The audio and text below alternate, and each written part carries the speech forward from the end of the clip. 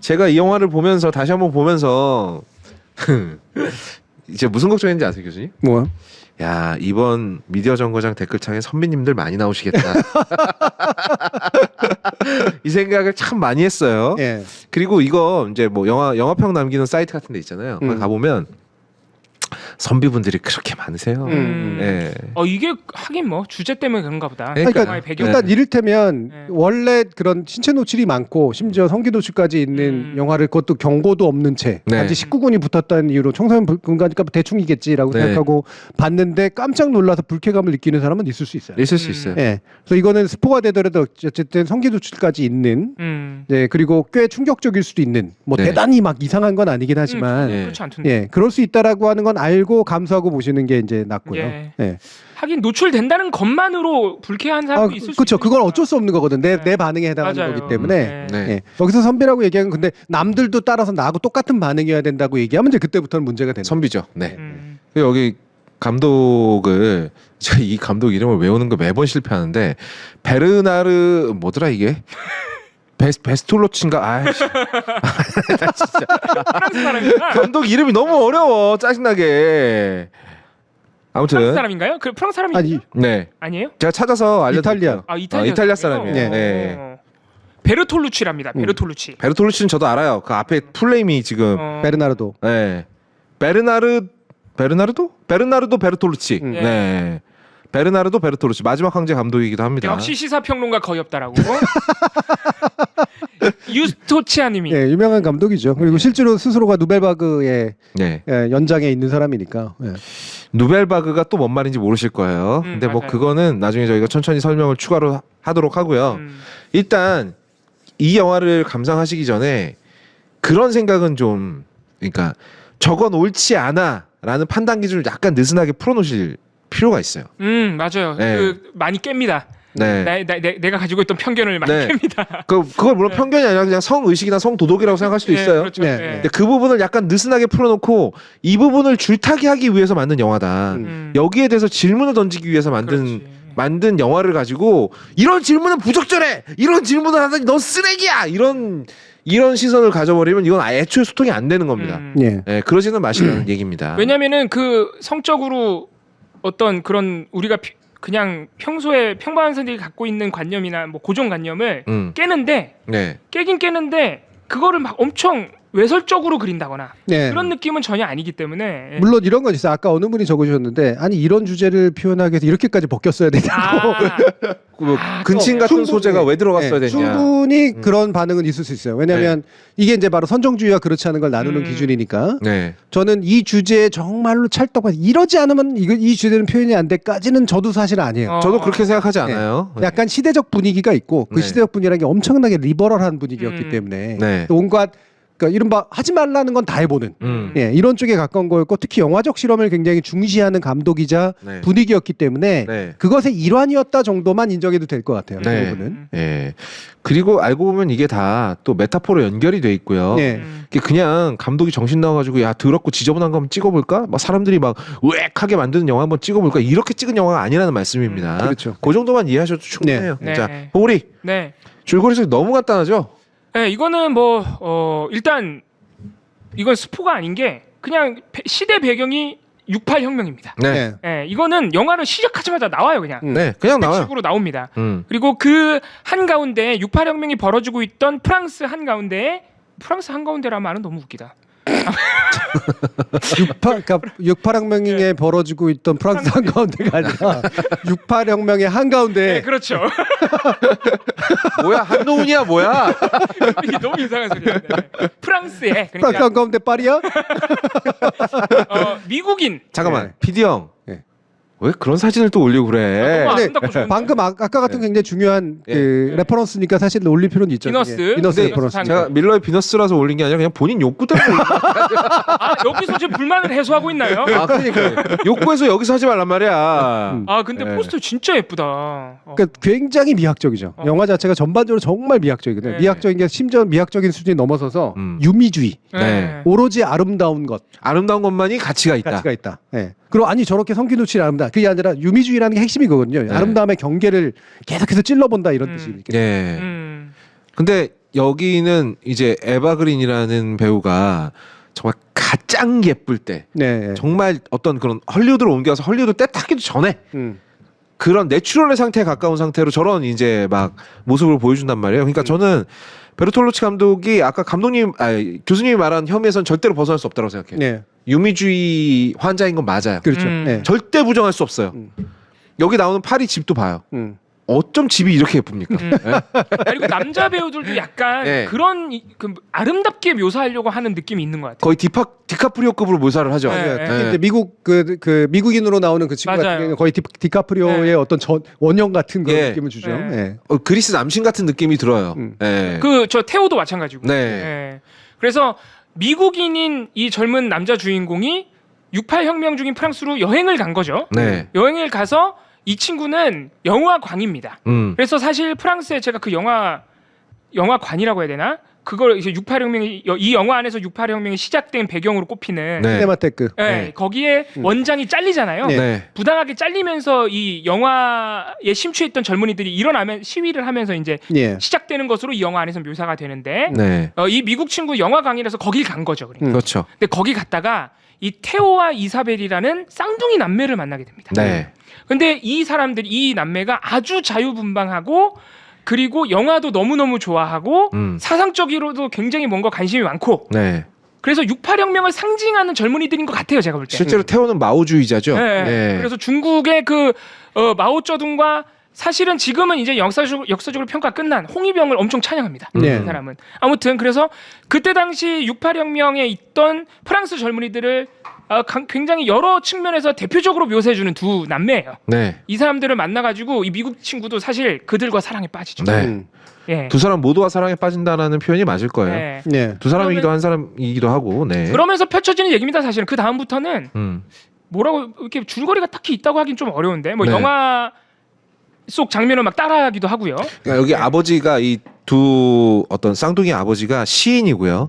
그 경제적으로 꽤 괜찮은 엄청 부자예요. 네. 유복한 사람이죠. 엄청 부자예요. 꽤 유복한 뭐 시를 써서 유복해졌는지 아니면 유복한 집안에 태어나서 시를 썼는지는 알 수 없습니다만 유복한 집안에 돈 많은 집 자식들이라서 사실 이 영화는 다 보고 나면은요 약간 재수 없는 부르주아들이 68 운동을 흉내내서 결국 섹스는 하고 있는 영화가 아닌가 생각이 들기도 해요. 네. 제가 인상적으로 본 장면이 이 미국 친구가 태호한테 그렇게 얘기해요. 너 그렇게 혁명 좋아하면 왜 여기서 그러고 있냐? 그렇지. 담배나 피면서 맞아. 딱 뭐라고 직설적으로 얘기하더라. 근데 또 태호가 바빠치죠. 야, 니네 나라는 전쟁 중인데 넌 전쟁 안 나가고 여기서 뭐 하냐? 있냐? 라고 얘기하죠. 네. 네. 그러니까 그런 어떤 개인의 위치와 지금 혁명의 물결에 젖어들고 있는 사회적 위치 이런 부분에 대한 고민도 함께 들어 있습니다. 맞아요. 예. 네. 이게 68혁명을 이제 약간은 비꼬는 거 아니냐 이렇게 생각할 수도 있는데요. 예. 68혁명이 가지고 있는 다양한 모습들이 있거든요. 그러니까 예. 나중에 제가 또 더 설명을 드리겠지만 네. 예를 들면 이념의 중심에 있었고 정말 앞에서 철저하게 치열하게 투쟁했고 그리고 변절하지 않았던 사람들도 있는 거고 네.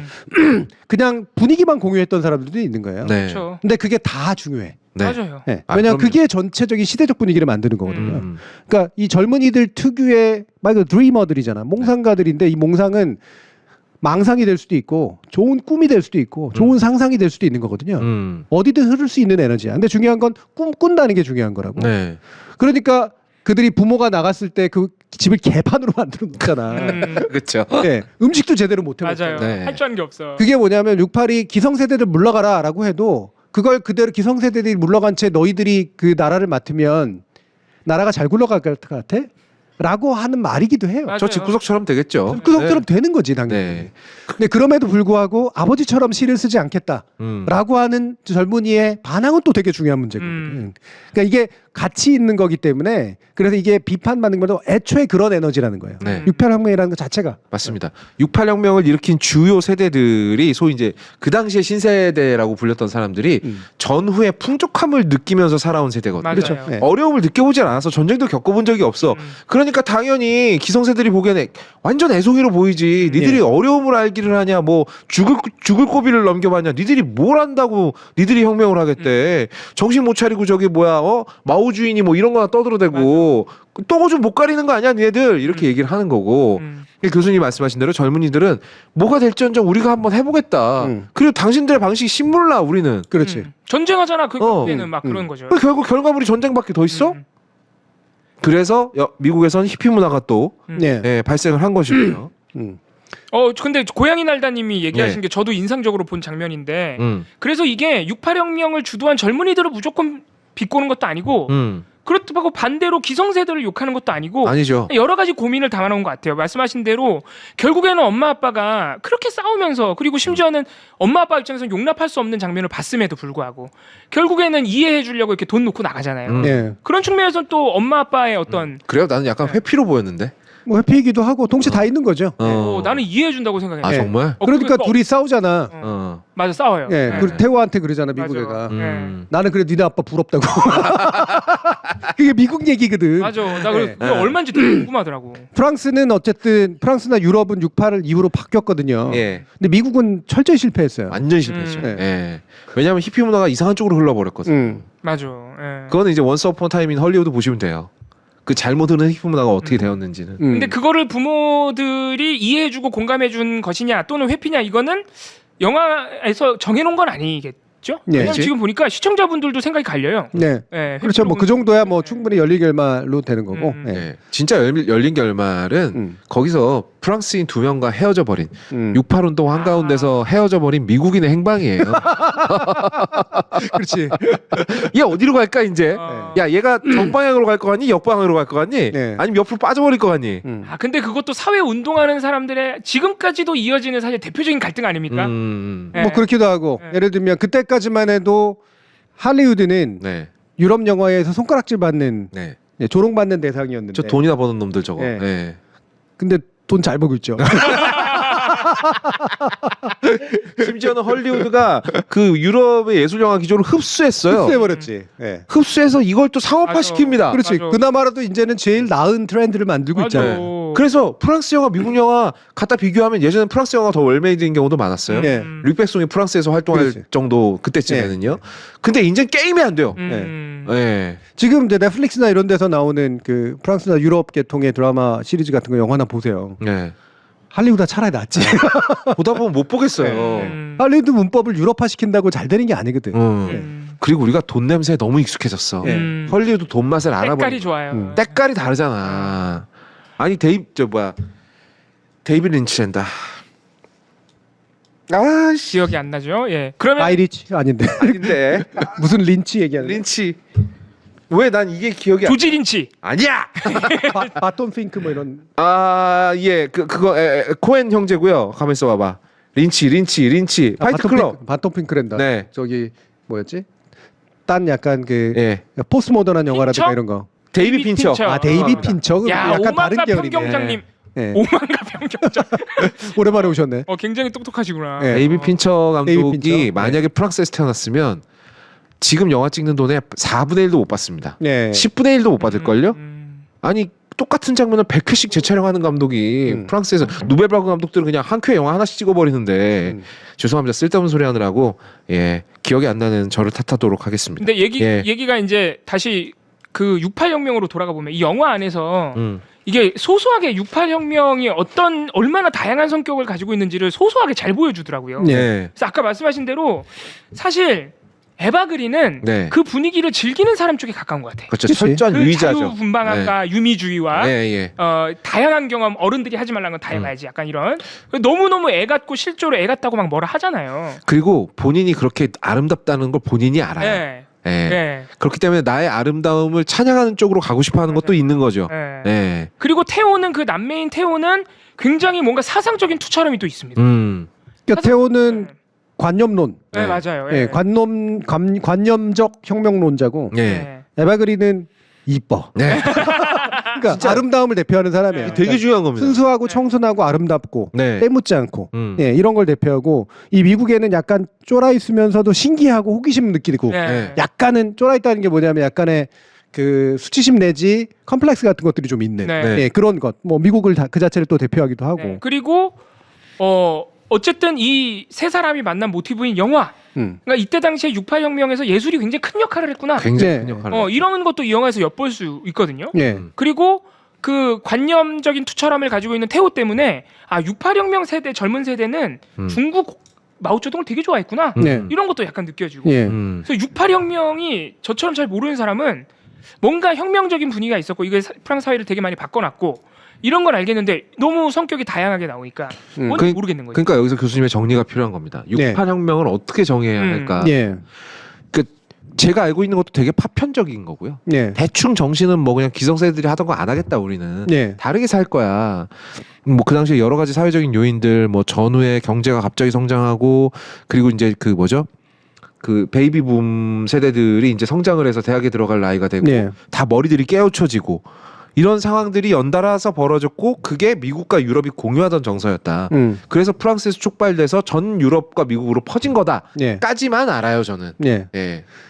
그게 대충 맞고요. 예. 여기서 중요한 건 6.8혁명이라고 우리는 부르지만 일반적으로 역사적으로 받아들여지는 거는 운동이에요. 68 운동, 예. 무브먼트. 예. 네. 예. 그리고 왜 혁명이라고 안 부르고 역사적으로는 운동이라고 부르느냐. 혁명이라고 하는 걸 뭘 바꿔야 되거든. 네. 실제로 바꾼 게 없다는 얘기. 핵심 중에 하나는 특히나 음. 정치 체제를 바꿔야 돼. 네. 제도나. 예. 예. 이게 이제 근데 6.8은 실질적으로 정치 체제를 바꾼 게 없다는 거야. 성공하지도 못했고. 예.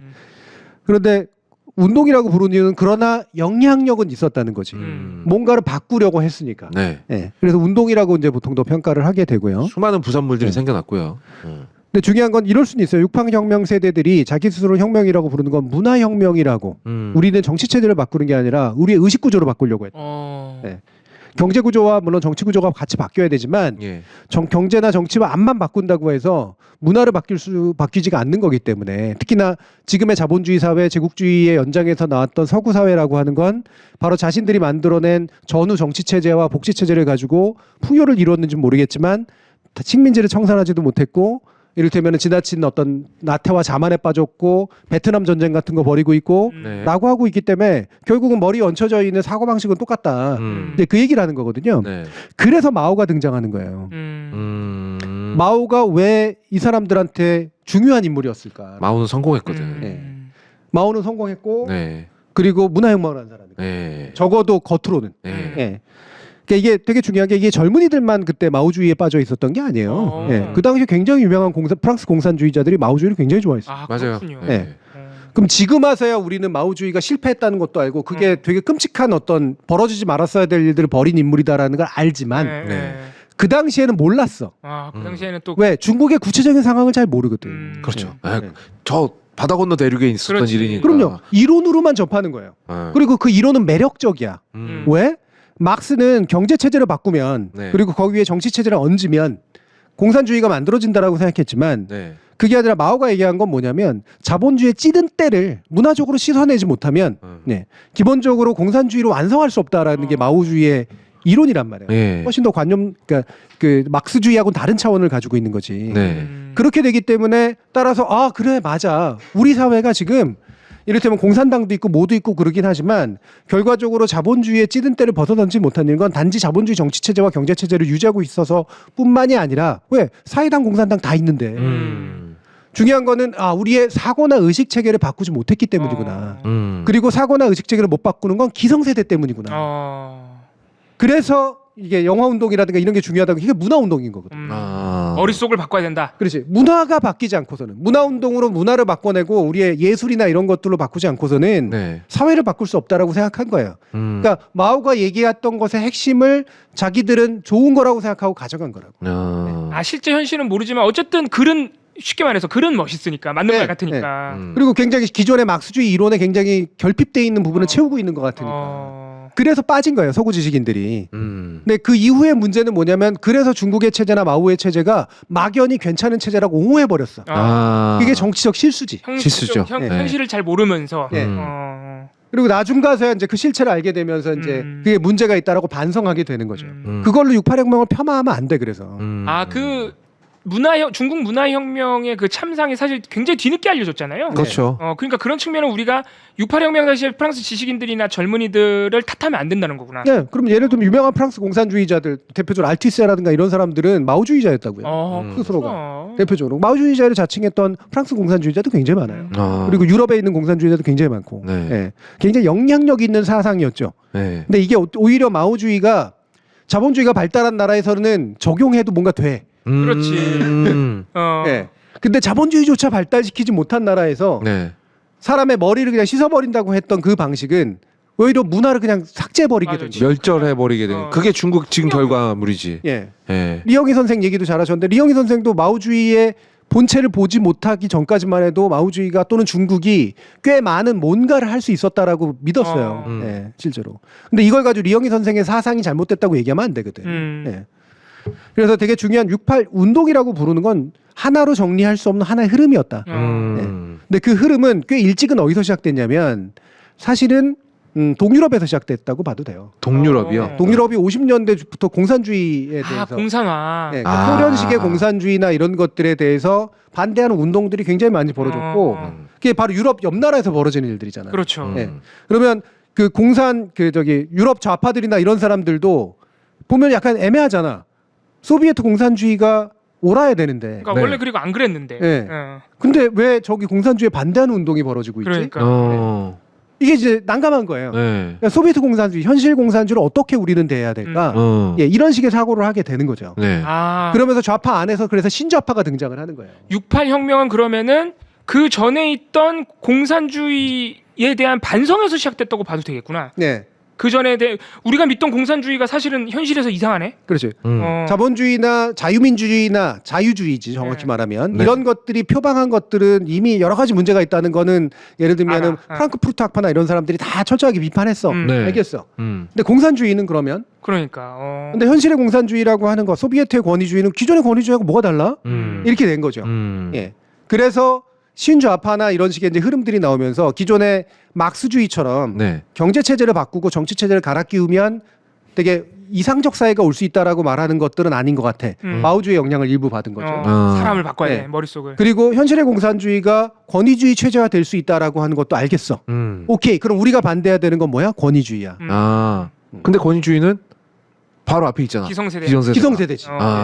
문화적으로 꽉 짜고 있고 부를 만들어내지만 네. 사실은 보수적으로 누구나 다 보수적이 된 거야. 좌파든 우파든 다 보수적이 됐어. 다 권위주의에 얽매여 있어.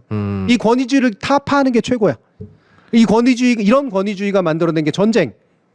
그다음에 여성 인권 억압. 예. 예를 들면 피부색으로 사람을 나누는 것. 심지어는 자본주의에 의한 환경 착취. 예, 이런 것들. 예. 근데 이게 그러면은 68혁명, 68 운동의 어떤 사상적인 성격은 이게 전통적인 의미의 뭐 좌파 우파로 따지기는 좀 어렵겠네요. 그렇죠. 예. 그러니까 단순한 좌파 운동이 아니라 기성의 권위주의에 대한 전면적인 어떤 반대라서 이게 동유럽에서는 공산주의에 대한 반대를 예. 서유럽에서는 공산주의와 그다음 기존의 좌파, 구좌파와 그다음에 기존의 자본주의자들에 대한 반대로 또 나오는 거고. 신좌파라는 얘기가 그럼 거기서 나오는 건가요? 그렇죠. 예. 그리고 예를 들면은 중국이나 이런 데서 다 있었고 거기는 당연히 공산주의에 대한 반대 오히려. 예. 그게 나중에 천안문이라든가 이런 것으로 나중에 80년대에 연결이 되는 거고요. 한국은 그럼 뭐였을까? 일본은 전공투였고. 네. 예. 그다음에 한국 같은 경우는 68년도 그 시기에 정확하게 없었어요. 그래서 히피 문화 같은 게 수입돼 가지고 청바지, 통기타 이런 식으로 퍼져나간 거 아닙니까? 네. 미국을 통해서 받은 거죠. 사실은 우리나라에서는 68혁명의 전 단계는 뭐냐면 4.19혁명이에요. 네. 학생들이 한 거잖아. 맞아. 젊은 그렇죠. 학생들. 네. 학생들이 민주주의를 하겠다라고 나온 거거든요. 그래서 4.19가 사실은 상당히 영향을 받았다기보다는 꽤 선구적인 그런 측면이 있었던. 여러모로 우리 대중은 선구적인 일을 많이 했네요. 굉장히 그랬죠. 그리고 나서 이제 박정희에서 완전 압살을 당해버리잖아요. 그러니까 군합발로 밟아버렸어. 그러니까 이제 거기서 지식인 사회, 예를 들어 그때가 바로 동숭동 시대입니다. 예. 그러니까 서울대 동숭동 시절 거기에 물리대 이런 사람들이 꿈꾸는 게 다 이제 프랑스식의 이제 그런 뭐 유럽식의 막 그런 거 아니에요. 네. 그러니까 거기에 막 섞이면서 뭐냐면 60년대 중후반 학번들이 약간은 신좌파적인 문제의식도 가지면서 프랑크푸르트 학파 배우면서 뭔가 이런 권위주의를 때려잡고 뭔가 이렇게 우리가 문화적으로도 좀 이렇게 세련돼지고 이런 걸 하고 싶어 했어. 네. 그래서 60년대 후반 학번들 예, 대학을 왜냐하면 대학을 안 다니는 사람들은 사실은 이 부분을 잘 모르니까. 네, 그렇죠. 접할 수가 없으니까. 예, 그래서 60년대 후반 학번들이 그 영향을 받기 시작을 해요. 히피 영향도 받고. 네. 예. 그러다가 사실은 꼽혔던 건 두 가지인데 하나는 민주화 운동. 네. 70년대 초반 학번들이 했던 민주화 운동. 예. 그리고 그게 바로 민청학년 세대로 나타나는 거죠. 예. 민청학년이 우리나라식 68혁명 세대인 거예요. 예. 아 그래서 그분들이 그 아까 잠깐 말씀하셨지만 약간 히피 같은 그래. 통기타 메고 네. 사실 운동과 그런 뭐라 할까 그 운동권 가요라 그러죠. 네. 이번에 돌아가신 또 김민기 예. 씨. 그래서 김민기 씨가 바로 우리나라의 약간 뒤처진 68세대인 거예요. 그렇구나. 예. 아. 청바지 입고 통기타 치고 예. 노래 부르고 음. 그러면서 이제 노랫말로 저항하고 이런 거죠. 예.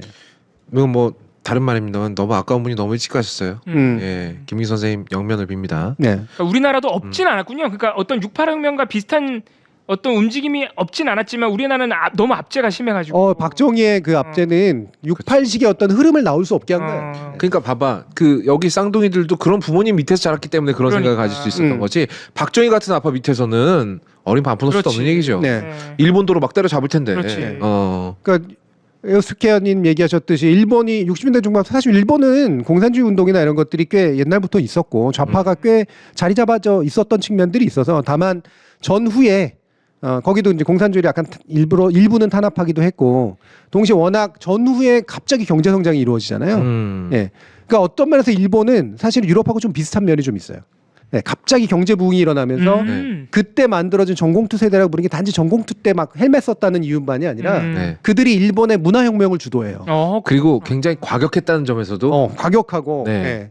물론 그 중에 급진파들이 이제 전공투도 완전히 때려맞았지만 네. 사실은 다 어디든 시민운동하고 환경운동하고 조선의 어떤 반성. 식민지배에 대한 반성하는 네. 그분들이 지금도 여전히 그 시민운동 하시는 분들이에요. 그 지금도 그래도 사람 같은 일본- 생각을. 네. 그럼- 네. 지금도 일본 시민사회의 그 어떤 품격을 지키는 건 다 그 세대라고 그 하죠. 양심 세력이라고 부르는 게 딱 그 68세대입니다. 심지어 그 일본 애니메이션의 신화를 만들어낸 분도 이분들 그래요? 세대예요. 미야자키 하오 진짜 그럼요. 세대예요. 일본의 문화혁명이네. 애니메이션 그리고 실제로는 하루키도 사실은 68세대인 거예요. 네. 근데 왜 이렇게 일본 전공투 이게 우리가 잘 몰라서 그런가? 왜 이렇게 일본 전공투 하면은 막 과격한 공산주의자들 막 이렇게만 실제로 약간 과격한 이미지가 면이 하나 없잖아요. 그러니까 그게 독일의 적군파 영향을 받아서 예, 독일에서도 독일이 사실은 68혁명의 혁명다운 혁명을 그나마라도 했던 게 독일 같은 케이스예요. 독일이 현재와 같이 좀 건전한 나라가 됐던 게 사실은 68이 가장 유럽에서 잘 된 나라가 이제 독일입니다.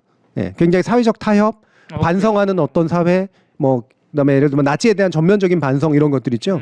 이런 분위기를 만드는 게 68의 분위기였고 독일이 그걸 가장 잘 만들었고 김대리 교수님이 거기서 공부하셨기 때문에 그래서 그분은 거의 68 세대의 정신을 이제 가지고 있는 분이죠. 예. 성공하면 독일, 실패하면 일본이네요. 그렇죠. 예. 야, 맞아요. 슬프다. 네. 그러니까 이게 소위 그 전공투 세대가 완전히 박살이 나면서 일본 사회는 완전히 그냥 바보 양들의 나라가 돼버렸잖아. 예. 사람들이 정치에 관심도 없고 정치에 관심 가지고 뭐 나서서 활동하다가 다 두드려 맞고 그냥 KO되고 직장에서 잘리고 제대로 된 직장도 못 얻고 예. 이런 상태가 돼버리니까 사람들이 정치에 관심을 안 가져야 편안하게 살 수 있겠구나 예.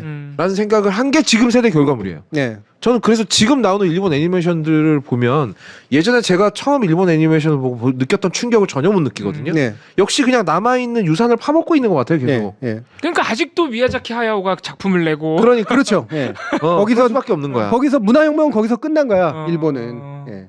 예를 들면 유럽은 그거 가지고 이제 누벨바그도 제대로 하고 해서 이제 한 80년대까지 왔죠.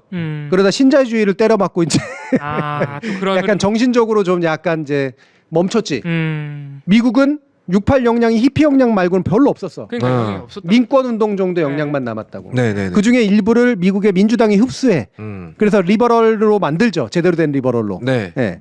그래서 그 리버럴들이 지금 해가지고 환경주의자, 뭐 여성주의자, 그다음에 뭐 여러 가지 민권운동했던 사람들 뭐 이런 식으로 뭐 잭슨 목사나 이런 사람들 네. 그런 사람으로 넓게 분포해서 미국의 리버럴은 지금은 68세대 끝물로 먹고 사는 거예요. 네. 그게 클린턴을 만들어낸 게 이제 히피 운동인 거고. 그런 의미에서 미국이 또 68혁명 영향이 없다고 볼 수는 없네요. 그렇죠. 미국 민주당이 워낙 그 다양한 분야의 사회 운동을 사실상 사실상 다 지금 장악하고 있는 거잖아요. 솔직히 네, 말해서 네. 돈줄도 다 그렇고. 네. 근데 그런 다양한 분파로 나눠진 사회 운동, 뭐 기후 위기, 여성, 뭐 이런 것들이 분화됐던 게 다 6.8혁명의 영향이니까. 예, 예. 그래서 6.8혁명이 그렇게 반대쪽 방향으로 많이 튀어나갔군요. 네. 그래서 다소 과격해질 수밖에 없었던 거야. 그렇죠. 네. 좌파든 우파든 일단 기성의 것을 싫으니까. 전부 부정하니까 네. 어느 한쪽에 머무르는 수준의 혁명이 아니라 전면적으로 모든 걸 다 부정할 수밖에 없었던 거지. 네. 특히 일본은 생각해 보세요. 일본이라는 사회가 얼마나 깝깝한 사회입니까? 그 계급 구조부터 해서 정말 옛날부터 내려오는 막 그 어떤 그 억압적인 구조라는 게 있는 나라잖아요. 부서지지 게다가 않는 사다리. 그 뭐야 전쟁 그- 범죄? 그렇죠. 그 전쟁이라고 하는 것들도 굉장히 강하게. 네. 그러니까 거기가 뭔가 제대로 된 민주주의나 뭐 좀 더 공산주의적 이상이나 이런 것들이 실현하면 굉장히 안 좋은 정치적 환경이 있었거든요. 그러다 갑자기 경제적으로는 부유해진 거야. 네. 그게 어떻게 될지 모르는. 네. 그 우파들이 이제 나눠준 거지 이제 그러니까. 그러니까 그거를 좌파들은 받아 먹어야 되나 말아야 되나인데 받아 먹고 문화로 꽃 피운 사람 일부와 네. 예, 물론 좌절하고 그 문화로 들어간 사람들도 있지만 그렇습니다. 전공투처럼 야 우리 이거 싹 다 부정해. 할 수 있어 이제. 예, 도쿄대에서 모여가지고 그거 한 이유가 뭐냐면 사실은 국회의사당 폭파시키겠다고 모인 거야. 진짜 과격해. 아니 그분들 중에선 진짜로 폭탄 설치해가지고 그 저기 전범 기업 중에 미쓰비시인가요? 실제로 사망자가 나온 사건도 그러니까 있어요. 예, 네. 굉장히 많이 그랬고 그게 지금도 약간은 반복돼서 일본 애니메이션이나 일본 만화나 영화에 보면 꼭 보면은 국회의사당 밑에다 폭탄 설치하는 게 나와. 무조건 나옵니다. 무조건 나. 놀라울 정도로 다 있어요. 예. 심지어 완전 그냥 청소년물에도 다 나와요. 네. 네. 그게 영국하고 그나마 좀 비슷한 게 이제 그 지점인데 우리가 벤데타 같은 게 이제 바로 그러네. 네. 이건 1400년대부터 쭉 1700년대를 거치면서 이어져 내려오는 늘 거기는 좀 문제 있으면 국회의사당 밑에 화약 심어. 일단 하나 심고 보는 거야. 뭐가 좀 이상해? 하나 심어 일단. 어느 정도는 그 사회 전반에 그런 선망이 있다는 거 아니에요. 그렇죠. 다 날려버려. 씨. 날려버리고 날려버려. 새로 시작하고 싶다. 안 그러면 새로 시작이 안 되니까. 네, 그러네. 근데 그나마 영국은 약간은 이제 락앤롤이라든가, 그러니까 브릿록이라든가, 좀 풀 때가 네. 있구나. 비트즈라든가, 네. 뭐 여러 가지 미술 운동이라든가 이런 것들로 계속해서 뭔가를 해온 거예요. 그러니까 영국도 사실 알고 문화혁명으로 먹고 산 나라야. 맞습니다. 거기도. 그걸로 이제 브리티시 인베이전 이게 딱 68혁명 시대하고 딱 맞아 떨어지거든요. 그렇죠. 예. 비틀즈가 미국이나 다른 유럽으로 막 넘어갔을 때.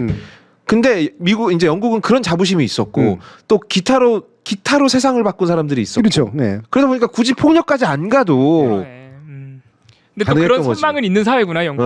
네. 신기합니다. 그러면은 이제 우리 얘기로 넘어오게 돼서 문화혁명이라는 말 자체는 굉장히 매력적이거든요. 네. 컬처 레볼루션 아닙니까? 컬처럴 레볼루션. 네. 그러면 우리는 이 혁명을 제가 아무리 생각해봐도 실패한 것 같아요. 네. 그러니까 물론 물론 일부는 성공했고 일부는 실패했다고 봅니다. 네. 그 포크송 세대들이 물론 네. 남긴 게 없지는 않죠, 당연히. 그리고 그 문화의 부산물도 엄청 많아요. 여러분들 인정 안 하시겠지만 조영남 씨도 그 문화의 부산물 아닙니까? 그렇죠. 네, 네. 사실은 부산물이죠. 그러니까 되게 이상한 부산물. 약간 결이 상당히 잘못된 부산물 중에 하나죠. 예. 그러니까 많은 사람들이 이제 그 미군 부대에서 흘러나오는 그 미군 음악을 들으면서 네. 그 히피 정신과 함께 이제 감염돼 가지고 맞아요. 세시봉. 네. 근데 그거 이후에 과연 우리나라 문화계에 격렬한 변화를 일으킬 만한 사건이 있었을까? 네.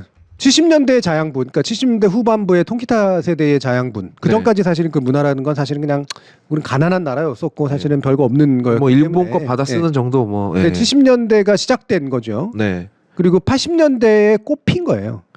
우리나라는 80년대 문화가 폭발합니다. 그렇습니다. 그리고 이게 68혁명하고 비슷한 면이 있어요. 왜냐하면 경제적인 성과가 받침이 돼야 되거든요. 그렇지. 그래 맞아. 놀고 먹을 수 그때 있게 돼야 삼전상도 돼. 있었고. 예. 맞아. 네. 그때 이제 80년대 나이트클럽도 생기고 그럼요. 그때 이제 네. 클럽 DJ들로 활동하던 맞아요. 사람들이 90년대 댄스 가수들이 되거든요. 네. 그리고 TV. 그렇죠. 그리고 전두환이 그렇게 애들 눈 딴 데로 돌리려고 했던 국풍 그렇죠. 뭐 이런 거. 예. 예. 3S 정책. 예. 이 영화에서도 일부는 잠깐 나오지만 68혁명의 굉장히 중요한 매체가 뭔지 아세요? TV예요, TV. 맞습니다. 맞아. 이 영화에 네. TV 계속 나와. 네. 맞아.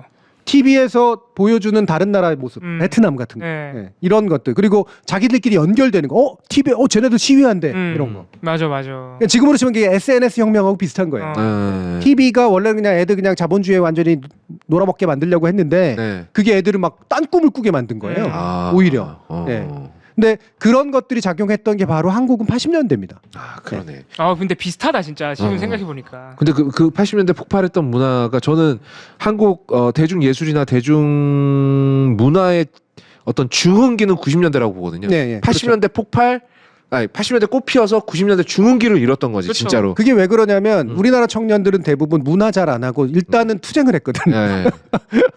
문화를 할 새가 그치. 없었어. 맞아, 그치. 맞아. 그러니까 다 뭐 하냐면 민중문화 이제 맞아요. 하고 이제 그러면서 막 탈춤 추고 이제 막 그런 거지 이제 자기를 찾으려고. 어. 예. 그러다가 87년이 어쨌든 민주화에 성공을 하잖아요. 예. 그리고 92년 저 세대로 이제 넘어올 때인데 네. 92년까지 넘어오는 그 기간 동안 정치물이 좀 빠져. 예. 이 사람들이. 그치, 이제 투쟁할 필요도 더 이상은 없고, 예. 더 투쟁해야 된다고 생각했지만 예. 더 이상은 사실은 아니잖아요. 그렇죠. 그러니까 다 이제 문화 쪽으로 고개를 돌리는 거예요. 90년대 세대들이 그래서 문화 인력들이 많아. 그래서. 아, 고급 인력들이 많았어. 예. 그죠? 왜냐면 80년대생들은 예. 날라리들이나 문화했거든. 쉽게 말하면. 모범생들은 싸우고. 그러니까 그때부터 해서 이제 괜찮은 이제 나름대로 사회의식도 갖추고 문화도 좋아하는 사람들이 제작으로 진출을 해요. 아. 그래서 실제 봉준호 세대 아니야? 그게. 맞습니다. 88학번이지만 정확하게 봉준호 세대. 음. 봉준호 봉준호 세대. 박찬욱 세대예요. 네. 예. 그 세대가 만들어내는 거예요 지금. 아 봉준호도 그 세대구나 90년대. 음. 어. 넓게 보면은 황도혁 감독님까지 그 세대로 넣을 수 그렇죠. 있어요. 아, 같은- 그렇죠. 같은 세대예요. 교수님이랑 같은 세대니까. 그러니까 이거 모든 지금 전 세계 문학의 모든 화두는요 이 다음 세대를 찾아야 돼요. 그럼 그러니까 그게 이제 다들 그런 예. 거지. 그러니까 중흥기 이후에 나타난 다음 세대가 없어요. 미야자키 하오 아까 얘기 잘했는데 미야자키 하오에 누가 있습니까? 일본 애니메이션계. 지금도 작품 내잖아요. 맨날 네. 은퇴한다고 했다. 지금 뭐 귀멸의 칼날 이런 거 얘기하실 수도 있는데요. 그거는 정말 매니아 잡는 매니아 장사고요. 모든 사람, 영국 사람, 프랑스 사람, 미국 사람 모두가 다 볼 수 있는 애니메이션 만들어내는 그런 세대가 아직 나타나지 않고 있다고. 일본도. 그게 뭐 이게 그것도 꼰대 시각인지는 모르겠지만 여기에 나오는 시인 아버지처럼 제가 얘기하는 게 될 수도 있긴 있는데 예. 이를테면 저기 우리 문화예술 현장이나 이런 데 가보면 다들 그렇게 얘기를 해요. 카메라를 잡는 사람이건 극본을 쓰는 사람이건 또는 뭐 큐를 외치는 사람이건 뭐 컷을 외치는 사람이건 이런 사람들이 다 보면은 요즘 말로 하면 개저씨들이라고. 예. 나쁜 말로 하면. 네. 그러니까 저희 세대라는 거거든요. 굉장히 나쁜 말이죠. 40년대에서 40대에서 50대 초반 사이에 걸쳐져 있는 사람들이 10년 전부터 사실 15년 전부터지. 네. 지금까지 계속 뭔가를 해먹고 있는 거야. 그들의 관점에서. 젊은 사람들. 네, 젊은 사람들의 꽉 쥐고 관점에서. 앉아가지고. 네. 예. 그러니까 이게 사실 잘 판단해 볼 필요가 있어요. 그게 크리에이티비티를 쥐고 있어서인지 아니면 자원을 쥐고 있어서인지 잘 생각해 봐야 돼. 둘 다일 거예요, 지금은. 네. 지금은 둘 다일 텐데 뭐 자원이라는 게 사실 그렇게 크진 않아요. 그건 다 자본이 쥐고 있기 때문에. 네. 어쨌든 명성도 자원이긴 하니까. 자본도 자원이죠. 예. 네. 그 크리에이티비티하고 자원을 둘 다를 주고 있어서인 거지. 자원만 쥐고 있는데 크리에이티브는 아무것도 없는데 저들이 해먹고 있는 것만은 아니거든요. 그럴 사실은 수가 없지. 나타나길 바래요. 예, 나타나길 바라고 그 이미 나타났는데도 우리가 못 알아보고 있을 수도 있어. 예, 예를 들면 뭐 웹툰부터 시작해서 웹툰 뭐 잘 하는 게 있으니까 또 여러분들이 좋아하는 막 제가 보기엔 시답지 않지만 쇼츠나 이런 것들이 저희가 최근에 그 인스타그램 우리 저 칼리지 계정을 만들기 위해서 이제 제 이름으로 비즈니스 계정 만들어 놓고 지겹게 떠가지고 내가 안 했어야 되는데 이런 생각 드는데 거기 보면은 맨 올라오는 쇼츠 보면 한심하게 이를 데 없거든. 진짜? 왜 여길 따냐고. 아, 저도 그거 봤거든요. 네. 네. 여러 가지 그 쇼츠가 올라오는 것들 보면 한심하게 이를 데 없는데 여기를 이건 많이 보고 있겠구나. 네.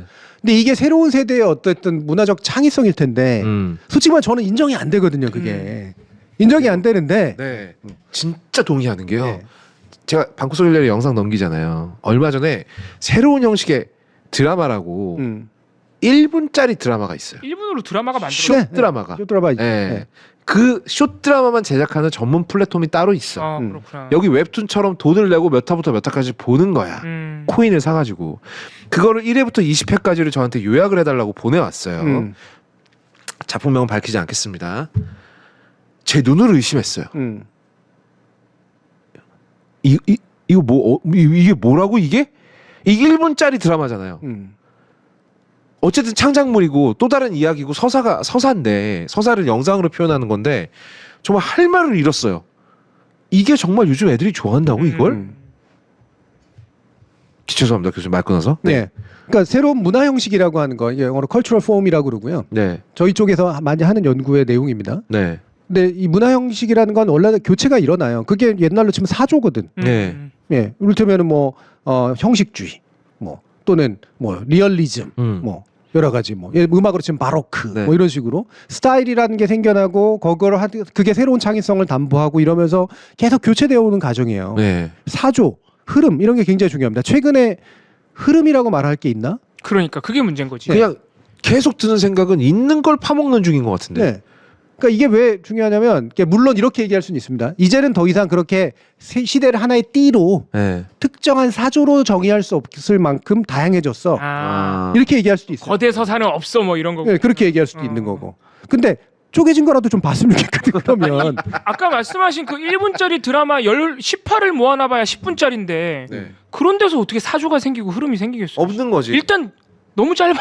네. 자극만 있는 거야, 자극만. 너무 짧아. 그러니까 이게 나도 이해를 해보려고 정말 노력을 했거든요. 그래도 뭔가 있겠지.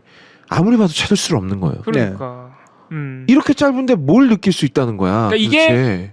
우리가 포착하지 못한 걸 수 있지만은 이 평가가 그래도 비단 틀린 말은 아닐 거 아니야. 많은 사람들이 이렇게 느끼고 있을 거라고. 그러니까 여기에서 사조나 흐름이 있느냐. 그러니까 내가 생각하는 흐름은 결국 참을성이 없는 걸 흐름으로 착각하고 있는 게 아닐까? 영화 한 편을 보기 위해서 2시간을 투자한 참을성이 없는 걸 우리는 짧은 영화 짧게 안 봐, 짧게 요약해서 봐요라고 그냥 포장질하고 있는 거 아니야? 라는 생각이 드는 거예요. 네. 한 시청자분께서 3채 정도면 어떻습니까? 물어보시는데 저는 3채는 옛날 형식의 드라마 같은데. 그냥. 상당히 옛날 형식의 드라마죠. 삼체 뭐 소설은 좀 다를 수도 있는데 네. 그거는 젊어서라기보다는 중국이라서 그런 거예요. 제가 볼 때는. 아 그렇구나. 네, 중국적 세계관이 SF에 투영됐기 때 나온 효과에 좀 더 가깝고요. 그게 너무 새롭구나. 네. 왜냐하면 그 세계관이 되게 다르거든요. 중국은 원래 예전부터도 되게 중화적 세계관이라는 게 있고 그거를 전우주로 확장을 해버리니까 이제 생기는 새로운 효과 같은 건 있어요. 요거는 문화권이 다르면 새로운 문화권이 기존의 기성 문화권에 던지는 충격 같은 게 있어요, 분명히.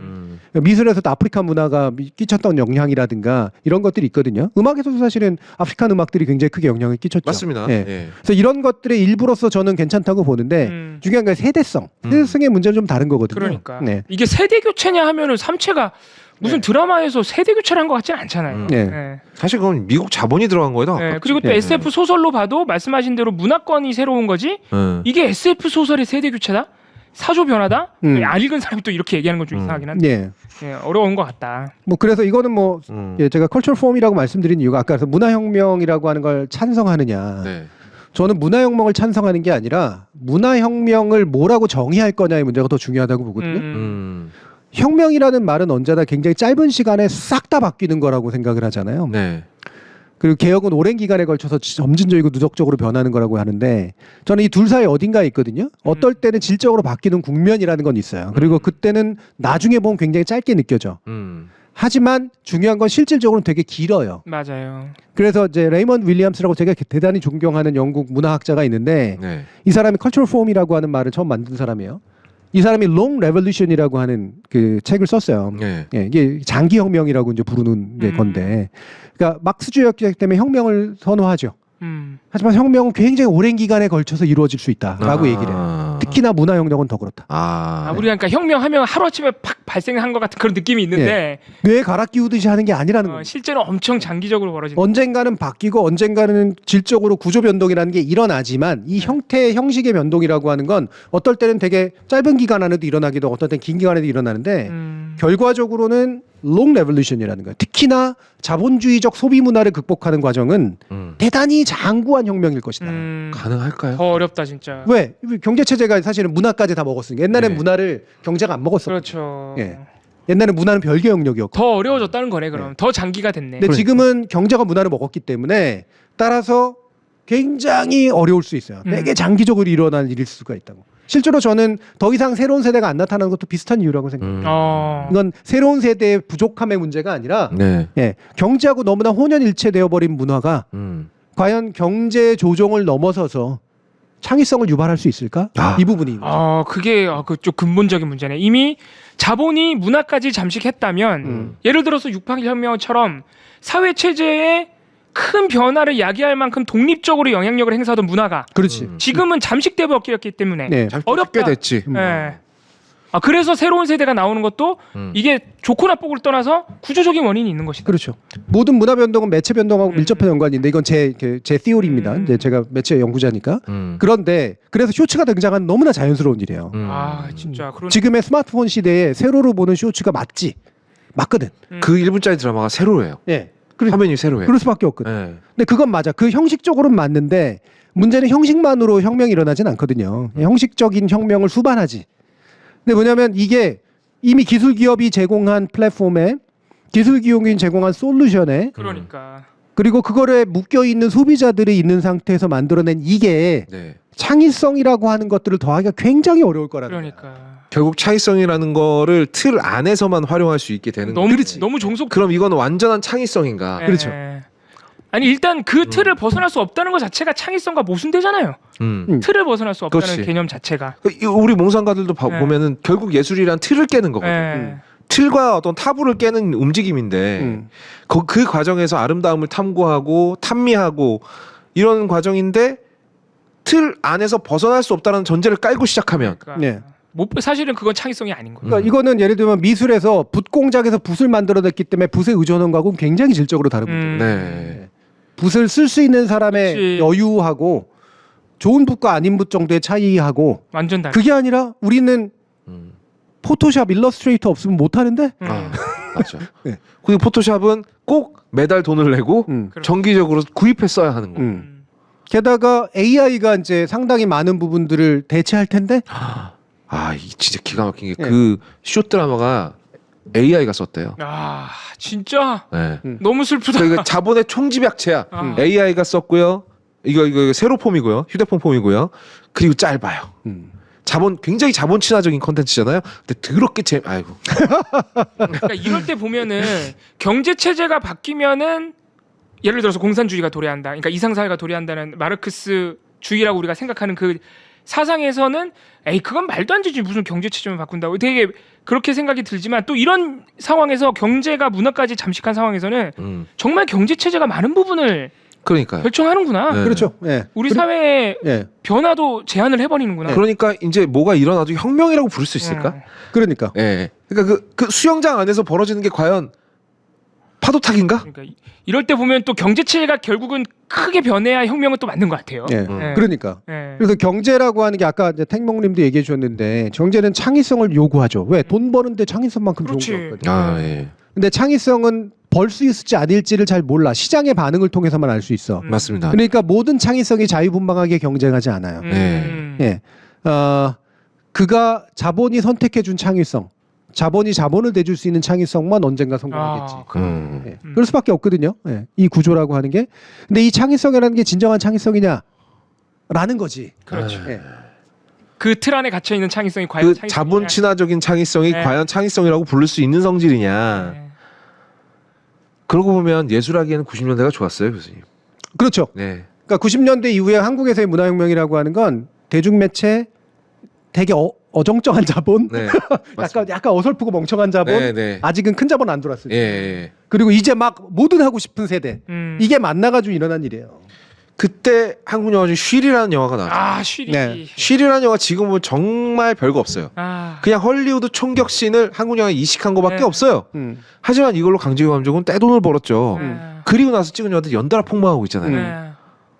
어설픈 자본이 아니라 제대로 된 자본이 들어오니까 네. 그리고 절대 안 사람들이 되지. 그 자본에 익숙해지고 나니까 네. 이제 어설픈 걸로 성공이 안 되는 거야. 쉬리 진짜 추억의 영화입니다. 네. 그때는 충격적이었는데 진짜 그 그렇지, 영화가. 그랬죠. 예. 근데 가만히 보면 액체 폭탄이고 뭐 시가전이고 전부 너무 많이 갔죠. 헐리우드 영화에서 쪼각쪼각 떼다가 붙인 거거든. 네. 너무 많이. 근데 그때는 그게 창작이었단 말이야. 아니 신선했어요. 지금 댓글에 그리고 네. 창작이나 자본이라고 하는 게 그럼 그래도 괜찮은 창의성에 어쨌든 돈 되면 네. 새로운 창의성 언제든 그래도 만들어지긴 하지 않겠느냐 이렇게 얘기할 수도 있어요. 맞아요. 맞긴 맞는데 그때 창의성은 새로움에 가깝지 진짜로 크리에이티비티한 것에 가깝진 않을 가능성이 굉장히 높습니다. 근데 그 이유가 뭐냐면 경제나 자본은 원래 창의가 목적이 아니거든요. 네, 돈을 버는 게 목적이지. 그렇죠. 경제의 논리라고 하는 건. 맞습니다. 네. 돈을 벌 수 있는 창의성에 가까운 정도만 제한적으로 허용하는 것이기 때문에 창의성의 더 넓은 분야를 절대로 포괄하지는 못해요. 네. 범죄 소식 포. 그러니까 그 중에서 네. 돈 되는 것만 만들어낸다는 거잖아요. 그렇죠. 그렇죠. 창의성이라는 것이. 그리고 옛날에는 그나마라도 어떻게 만들어준 데서 돈이 가가지고 그렇죠. 해가지고 데려와서 했거든. 네, 맞아요. 근데 지금은 이른바 인디펜던트라고 불리우는 이 독립 영역이라고 하는 게 막 있고 거기서 돈이 데려오는 게 아니라 네. 이제는 자본이 인디펜던트를 안으로 흡수해서 만들어내요. 네, 자기네가 만들어. 예. 그러니까 여기서 하는 게 아니라 사실은 창의가 뭔지를 모를 수밖에 없는 자본이 창의인 척하는 거지. 맞아요. 예. 예. 그러니까 기획을 통해서 뭔가 나올 수 있다고 착각해. 예. 근데 기획 아닌 데서는 아무것도 못 나와. 나 돈이 없으니까. 그렇죠. 기획 안에서 나오는 거 신용만 하려고 엄청 노력해. 네. 그게 미니지지 하는 짓이지 이제. 맞습니다. 그 막대한 자본력을 등에 업고 아주 소량의 소량이라고 죄송합니다 민진 대표님. 그러니까 그 틀 안에 철저하게 정된 창의력을 골라서 선택적으로 그렇죠. 발휘하는 거예요. 그래서 저는 젊은 감독들이 넷플릭스랑 손잡는 거 진짜 마음에 안 들거든요.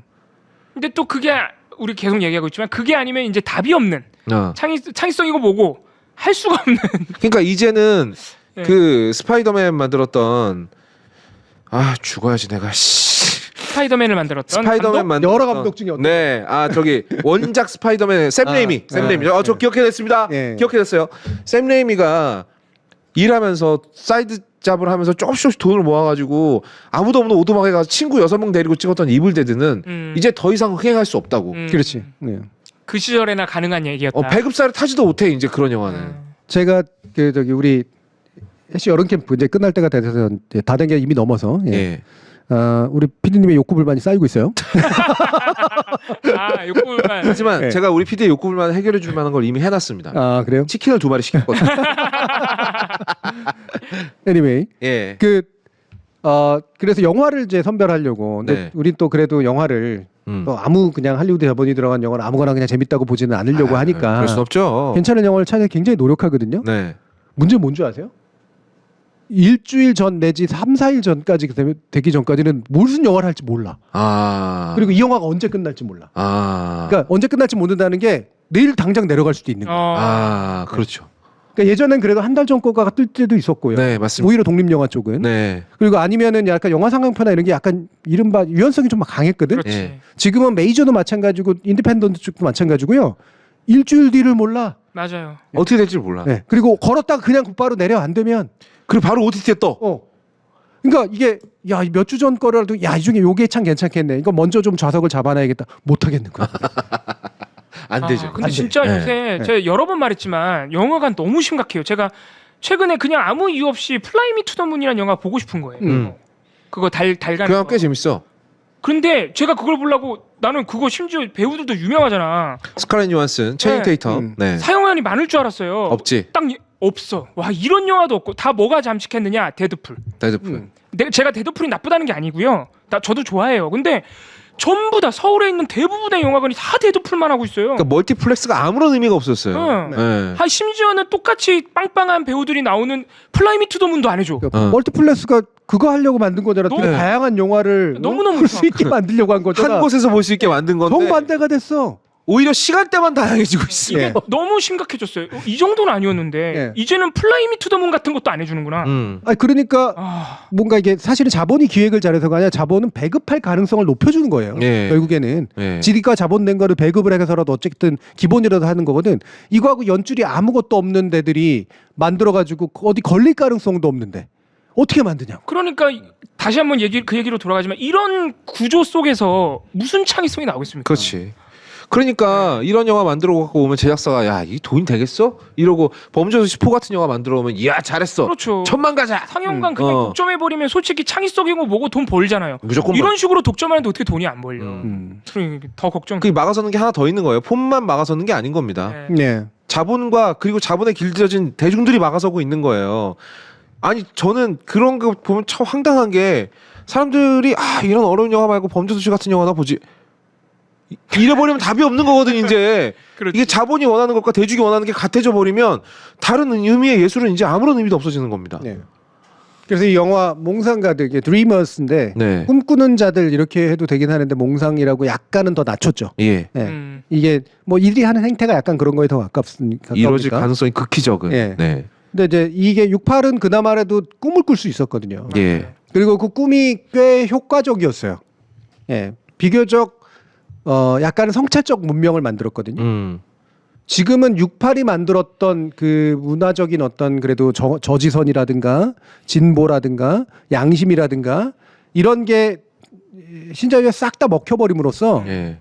사실은 유럽도 그렇게 양심적이 되지 못했고 더 이상 반성도 잘 안 하고 왜? 미국한테 쫄리고 있거든. 예. 미국은 쫓아오는 중국 무서워가지고 지금 난리치고 있는 거고. 맞아. 네. 예. 중국은 근데 이게 어떻게 해서 이게 버텨질 수가 있는지가 궁금할 정도로 이상하게 굴러가고 있고. 네. 그러면서 자기는 이제 문화적 대안이라고 하지만 사실은 아닌. 예. 네. 네. 거기도 오히려 자본이 훨씬 더 많이 보이지 제가 볼 때 문화적 대안이 잘 안 맞습니다. 보이거든요. 네. 이 상태예요. 결국에는 68도 뒤집혀야 되지. 네. 68이 만든 세계도 뒤집혀야 돼요. 이 똑같은 거야. 근데 68이 만든 세계로 그냥 여기까지 왔는데 겉보기엔 성공한 혁명은 아니지만 예. 이유가 안 보인다는 거지. 그러니까 뒤집으려도 뭐가 있어요. 반대편이 있어야 뒤집을 거 아니야.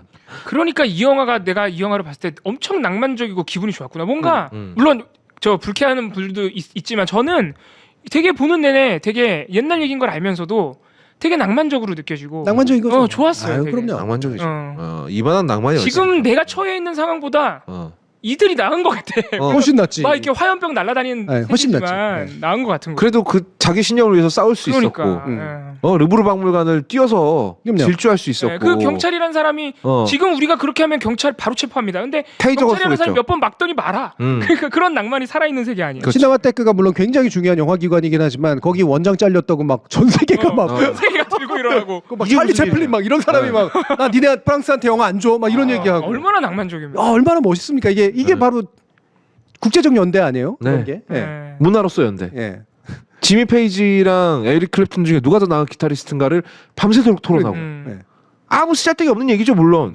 근데 원래 대부분의 인생 대부분은 쓰잘데기 없는 일 하면서 벌어지지 않나요? 네. 그럴 바야 낭만적인 쓰잘데기 없는 일이 낫지.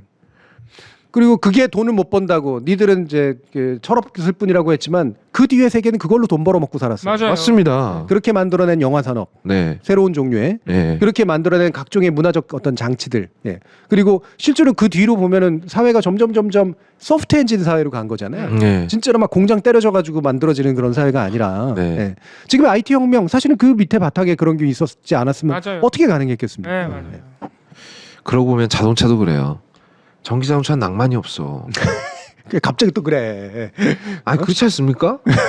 엔진 시동 거리 브랑 걸려가지고 이 뭐 스팀펑크 같은 얘기하고. 낭만이 없어 낭만이. 갑자기 그 얘기를 하고 있어. 아 물론 환경이 좋은 거 인정. 나 환경이 좋은 거 부정하는 건 아니에요. 다만 네. 그냥 아쉽다. 아니 그런 게 있죠 당연히. 네. 예. 그렇죠. 저도 기계식을 훨씬 더 좋아해요. 예. 자동차가 이제 메카닉한 측면들을 되게 좋아하는데 예. 그 육기통의 그런 감성이 없다고 나도 근데 이런 얘기하면 꼰대가 돼버리면 이제 진짜 좀 슬퍼지는 거죠. 아니 근데 예. 68혁명 세대가 저희가 낭만적이라고 얘기하는 게 그 시대가 좋았지 뭐 아, 그런 그럼요. 식의 얘기를 하는 게 아니라 절대로 다시 돌아가지도 예, 없고. 그 다음이 안 보인다. 68혁명 때문에 여기까지 오긴 왔는데 그 다음이 안 보인다는 데는 뭔가 원인이 있지 않겠느냐. 그러면 이제 한 번쯤 예. 멈춰서 돌아봐야지. 그렇죠. 지금까지 뭐가 잘못된 거 있었지 않아? 그런 뭐- 의미에서 이 영화를 보는 건 의미가 있다는 거죠. 예. 그러니까 이렇게 철없어 보이죠. 근데 지금 세대는 제가 볼 때는 그 세대 전체를 욕하려고 하는 건 아니고요. 철은 언제나 없거든요. 모든 항상 젊은 없죠. 세대는. 네. 근데 철이 없지 않으려고 엄청 노력하는 것 같아. 하지만 철이 없어요. 예. 그러니까 왜냐면 제가 얘기하는 게 원래 철 없을 수밖에 없는 나이거든요. 네, 네. 예. 그런데 왜 철이 없지 않은 척을 하려고 하지? 음. 세상 다 아는 것처럼 얘기하지? 그 젊은 꼰대 되는 거지. 네. 예.